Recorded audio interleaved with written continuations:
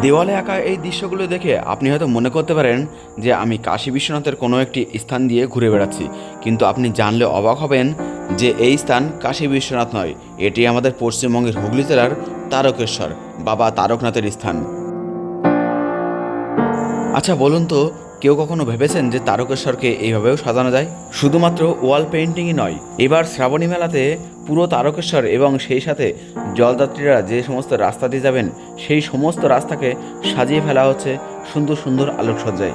তো আজকের এই ভিডিওতে আমি তোমাদেরকে দেখাবো একেবারে শেওড়াফুলি ঘাট থেকে শুরু করে তারকেশ্বর মন্দির পর্যন্ত এবছর শ্রাবণী মেলার জন্য ঠিক কী কী প্রস্তুতি নেওয়া হয়েছে। শ্রাবণ মাস আসতে আর মাত্র কয়েকটা দিন, আগামী সোমবার থেকেই বাবা তারকনাথের ভক্তরা শেওড়াফুলি গঙ্গা থেকে জল তুলে দীর্ঘ 40 থেকে 42 কিলোমিটার রাস্তা পায়ে হেঁটে যাত্রা করবেন তারকেশ্বরের উদ্দেশ্যে।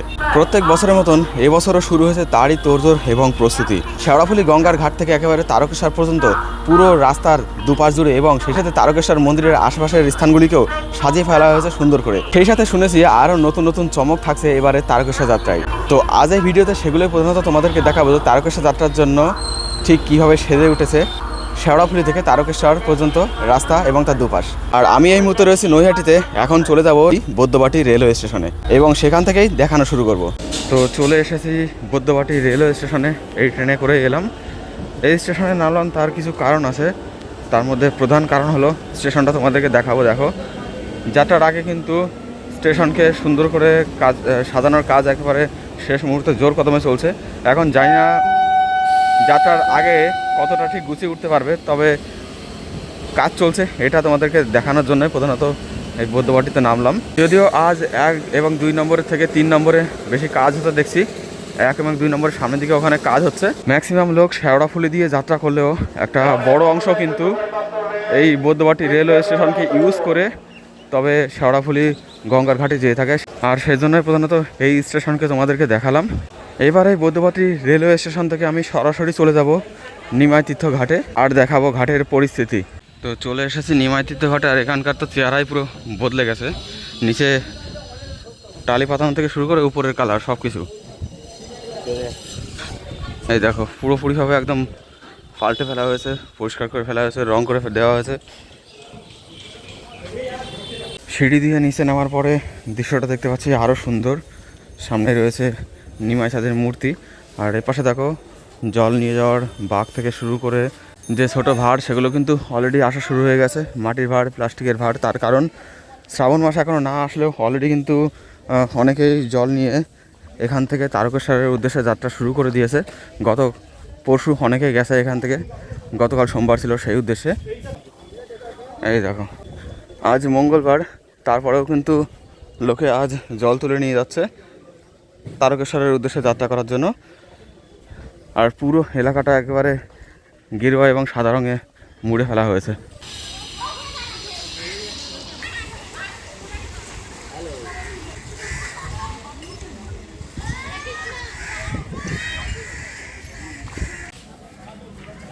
তো আজ মঙ্গলবার এখানে ঘাটের কাছে একটা ব্যারিকেড দেখতে পাচ্ছি। এই ব্যারিকেডটা প্রধানত এই ঘাটে যে সমস্ত টুকিটাকি কাজকর্ম করা হয়েছে সেগুলোর উদ্বোধন করতে আসবেন এখানকার স্থানীয় কোনো এক মন্ত্রী।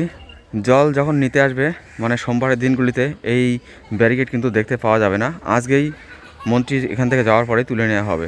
আর সত্যি এখানকার ঘাটটা আগের থেকে অনেকটাই সুন্দর করে ফেলা হয়েছে, শুধুমাত্র রং নয়, তোমরা এখানকার বাতাবরণ দেখলেও আশা করি বুঝতে পারবে এমনটা কিন্তু আগে ছিল না। যাই হোক, অনেকে কিন্তু আজই জল তুলে নিয়ে যাচ্ছে, আজ মঙ্গলবার, তারপরেও তারকেশ্বরের উদ্দেশ্যে এখান থেকে শেওড়াফুলি ঘাট থেকে জল নিয়ে চলেছে। তো শেওড়াফুলি নিমাইতীর্থ ঘাট থেকে এবার বেরিয়ে যাচ্ছি। এবার আমি যাব সেই স্থানে, মানে সেই রাস্তায় যে রাস্তা দিয়ে প্রধানত মানুষজন শেওড়াফুলি নিমাইতীর্থ ঘাট থেকে জল নিয়ে তারকেশ্বরের উদ্দেশ্যে যায়।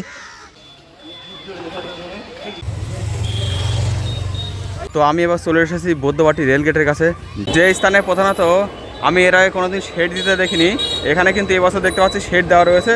ট্রেন আসলে এখানে প্রচুর পুণ্যার্থী পরপর দাঁড়িয়ে যায়, রৌদ্রের মধ্যে দাঁড়িয়ে থাকে, তাদের কথা মাথায় রেখে প্রধানত এই শেডটা দেওয়া হয়েছে। অন্যান্যবার কিন্তু এই শেড আমি দিতে দেখিনি। এই দেখো, আর গত বছর এই রেলগেটের আশেপাশের রাস্তাঘাট অবস্থা ছিল কিন্তু খুবই খারাপ, তবে এবছর কিন্তু সেই তুলনায় যথেষ্ট ভালো আছে। এখানে পিচের মোরাম দেওয়া হয়েছে রাস্তায়, দেখতেই পাচ্ছ তোমরা। আমি গত বছর দেখেছিলাম এই রাস্তার কন্ডিশন খুবই খারাপ ছিল, যার জন্য অনেকের অসুবিধাও হচ্ছিল যেতে। এবার কিন্তু সেই রাস্তা আগের তুলনায় অনেকটাই ভালো আছে। তো বৈদ্যবাটি চৌমাথা থেকে আমি বেরিয়ে এসেছি, আর এখন এই রোড ধরে যাচ্ছি দিল্লি রোড অভিমুখে। আর আমার সামনে দেখতে পাচ্ছ এই কোনায় রয়েছে এই রকম যে টেন্টগুলো, এরকম টেন্ট কিন্তু বলতে গেলে প্রায় 500 মিটার পরপরই আমি দেখতে পাচ্ছি। এই রাস্তাতেও রয়েছে, আগে যে রাস্তা কভার করে এলাম ওই রাস্তাতেও ছিল। এই টাইপের টয়লেটও দেখছি বসানো রয়েছে, আগেও দেখে এলাম, এখনও দেখতে পাচ্ছি তালা লাগানো রয়েছে এখন, তবে শ্রাবণী মেলার সময় খুলে দেওয়া হবে। দিল্লি রোডের কাছে চলে এসেছি, আর এখানে দেখো অগ্নি নির্বাপন কেন্দ্র, ওয়াচ টাওয়ার সহ বিভিন্ন ধরনের যে টেন্টগুলি করা থাকে সেগুলো করা রয়েছে। প্রধানত জলযাত্রীদের পরিষেবা দেওয়ার জন্য এগুলি করা হয়। কালার দেখে বুঝতে পারছো যে এগুলি সরকারি তরফ থেকে করা হয়েছে। এছাড়া প্রচুর বেসরকারি তরফ থেকেও এরকম পরিষেবা দেওয়ার জন্য টেন্টের ব্যবস্থা করা হবে। সেগুলোর কাজ এখনও শুরু হয়নি, সবে বাঁশ কাপড় এগুলো আনার কাজ চলছে। আর এবছর তোমরা প্রত্যেকেই জানো যে প্রচুর পরিমাণে বৃষ্টিপাত হচ্ছে, তো মেঘ রোদুরের খেলা কিন্তু চলতেই আছে। কখনও টাটকা রোদও পড়তে পারে, আবার কখনও এক নাগাড়ি বৃষ্টিও হতে পারে এবছর। সেই বিষয়গুলো অবশ্যই মাথায় রেখে এবার তারকেশ্বরের পথে অগ্রসর হবেন। এই দেখো এখানে রয়েছে একটা সরকারি টেন্ট, এরকম টেন্ট মোটামুটি 500 মিটার অন্তর অন্তরই আপনারা পেয়ে যাবেন। আর এই দেখো এখানে রাস্তার পাশ দিয়ে এরকম অস্থায়ী টয়লেট নির্মাণ করা হচ্ছে, নির্মাণ কাজও চলছে, দেখতেই পাচ্ছ। এই দেখো এবারকার টয়লেটগুলো আগের তুলনায় অনেকটাই সুন্দর। এখানে জলের ট্যাঙ্কিও রয়েছে, হাত ধোয়ার জায়গাও রয়েছে, সমস্ত ব্যবস্থা থাকছে। আর এটা সম্ভবত মহিলাদের জন্য, ওপাশেটা পুরুষদের জন্য ছিল, এটা মহিলাদের টয়লেট। এই দেখো রাস্তার পাশে ঠিক যেমনভাবে বাঁক রাখার জায়গা এবং ছোটোখাটো দোকান থাকে সে ব্যবস্থা হচ্ছে, এটা হচ্ছে পাবলিকালি করা হবে। আর দেখো আগে সরকারি ট্রেন থেকে মাত্র 500 মিটারের মতন আসতেই আবারও একটা সরকারি ট্রেনটে দেখা পেয়ে গেলাম। এই জিনিসটা সত্যি খুবই ভালো। 500 মিটারের মধ্যে মধ্যে এরকম সরকারি ট্রেন রয়েছে যেখান থেকে পরিষেবা দেওয়া হবে জলযাত্রীদের, একেবারে সরকারি পরিষেবা। আর গত বছর এইরকম একটা জায়গা থেকে রাস্তার কন্ডিশন নিয়ে আমার একটা শর্ট ভিডিও ভাইরাল হয়েছিল, 3 লক্ষের উপরে লোক দেখেছিল ভিডিওটা। তো এই বছরও রাস্তার কন্ডিশন যে খুব একটা ভালো আছে আমি বলবো না, কিন্তু গতবারের তুলনায় ভালো আছে। গভর্নমেন্ট ঠিক যেরকমভাবে রাস্তা নির্মাণ করে ঠিক সেই রকমই আছে। তবে একটা বিষয় হচ্ছে কি, কুচো পাথর কম বেশি আছে রাস্তার উপরে, যেটা কিন্তু একটু সমস্যা সৃষ্টি করতে পারে। এটা যদি একটু গভর্নমেন্ট ক্লিয়ার করার চেষ্টা করে তো সেটা জলযাত্রীদের জন্য খুবই ভালো হয়।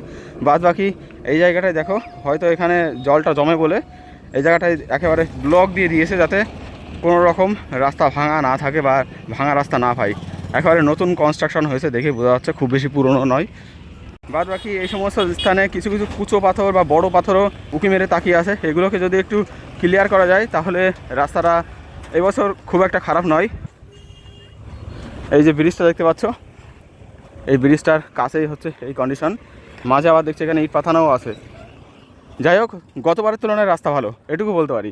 গতবার তো একেবারে পুরো ভাঙা ছিল, ওর পর দিয়ে হেঁটে যাওয়া যাচ্ছিল না, এবার অন্তত হেঁটে যাওয়া যাবে। যে সমস্ত জায়গায় রাস্তায় বেশি ভেঙে যায় সেই সমস্ত জায়গায় এরকম ব্লক দিয়ে রাস্তা বানানো, এগুলো অনেকটাই ভালো। এর উপরে কোনো কুচো খোয়াও নেই, যদিও যাত্রার সময় এগুলো ঠিক কেমন কন্ডিশনে থাকবে সেটা আমার ধারণা নেই। তবে রাস্তার মাঝে মাঝে এই যে লাল ইট পাতা রয়েছে এগুলো কিন্তু খুবই চোখে বাজছে।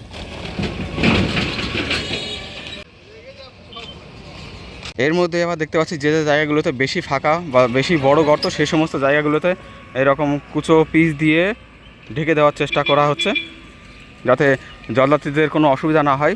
এখন কতটা সুবিধা হবে সেটা আমি বলতে পারবো না। তো যাই হোক আমি এখন হাঁটতে হাঁটতে চলেছি দিয়াড়া রেলওয়ে স্টেশন অভিমুখে। এই দেখো হাঁটতে হাঁটতে চলেছি।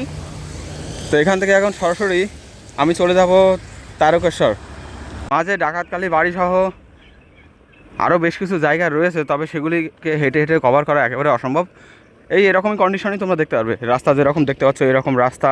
হয়তো সামান্য ওই যে ডাকাতকালী বাড়ির ওখানে জানতে পেরেছি যে যে সিমেন্টের ব্লক সেই ব্লক বসাচ্ছে, ওই রকম যে শেল্টারগুলো রয়েছে সরকারি টেন্ট, সেই টেন্টও তোমরা পেয়ে যাবে, নানা রকম পরিষেবা পেয়ে যাবে। বাদবাকি তারকেশ্বরের বুকে কিছু পরিবর্তন করা হয়েছে, সেগুলো তোমাদেরকে দেখানোর জন্য প্রধানত আমি তারকেশ্বরে যাচ্ছি। জানি না আমি আমার এই ভিডিওতে কতটা রেসপন্স পাবো, তবে যতজন আমার এই ভিডিও দেখে আসবেন এবং তথ্যগুলি জেনে উপকৃত হবেন তারা অবশ্যই কমেন্ট বক্সে নিচে লিখে যাবেন এই ব্যাপারটা। আমি দিয়াড়া স্টেশনে পৌঁছানোর রাস্তার কাছাকাছি পৌঁছে গেছি, আমার এদিকে রয়েছে দিয়াড়া স্টেশন। আর এই পর্যন্ত আস্তে আস্তে দেখো পুরুষ শৌচাগার, মহিলা শৌচাগার, এটা প্রায় 3 থেকে 4 জায়গায় দেখলাম এরকম পাকাপোক্তভাবে বানানো। এইটুকুর মধ্যেই। আর সামনে তো আরও যে দূরত্ব আছে সেই সমস্ত স্থানেও আরও এরকম প্রচুর পরিমাণে বানানো রয়েছে। তো শৌচালয়ের কোনো প্রবলেম কিন্তু হবে না। দেখো শৌচালয়গুলো কিন্তু টিনের না, এগুলো কিন্তু বোর্ড দিয়ে বানানো, যে ফাইবার এবং প্লাইউড বোর্ডগুলো পাওয়া যায় সেগুলো দিয়ে বেশ শক্তপোক্তভাবে বানানো। আর এখানেও এই ধরনের সরকারি সহায়তা কেন্দ্র তথা টেন্ট বানানো রয়েছে।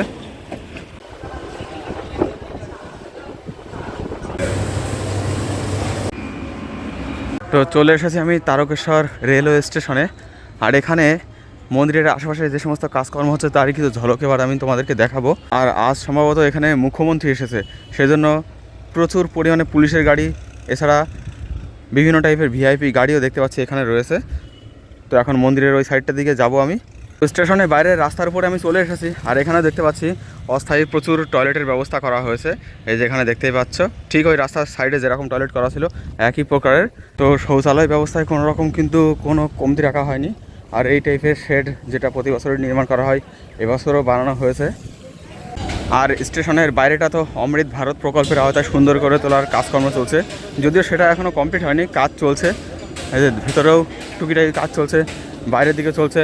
এছাড়া যে স্টেশনের যে ওয়েটিং রুম কি হবে জানি না সেটা, এইখানটায় দেখো একেবারে মন্দিরের চূড়ার আদলে ডিজাইন করা হচ্ছে। এখনও কংক্রিটের নির্মাণ প্রস্তুত হয়নি। এখানেই আবার যাত্রী শেডও নির্মাণ করা হয়েছে। এটাই সম্ভবত ভবিষ্যতে টিকিট কাউন্টার সহ বিভিন্ন যাত্রী প্রতীকালয় হবে। মানে যে অমৃত ভারত প্রকল্পের আওতায় তারকেশ্বরে কাজ চলছে সেটাও কিন্তু এই একই সাথে জোর কদমে চলছে। বেশ সুন্দর লাগবে কিন্তু ভবিষ্যতে এই তারকেশ্বর রেলওয়ে স্টেশনটিকে।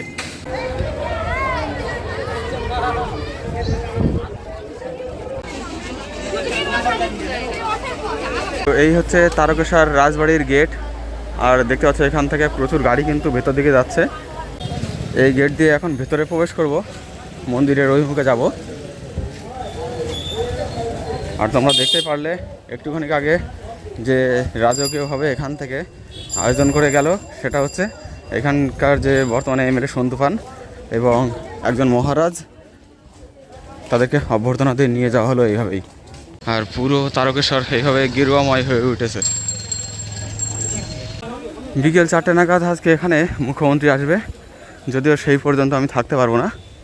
এই হচ্ছে রাজবাড়ি, এর সামনে দিয়ে এখন যাই, মন্দির অভিমুখে যতটা প্রবেশ করার সম্ভব হয় প্রবেশ করে আসি।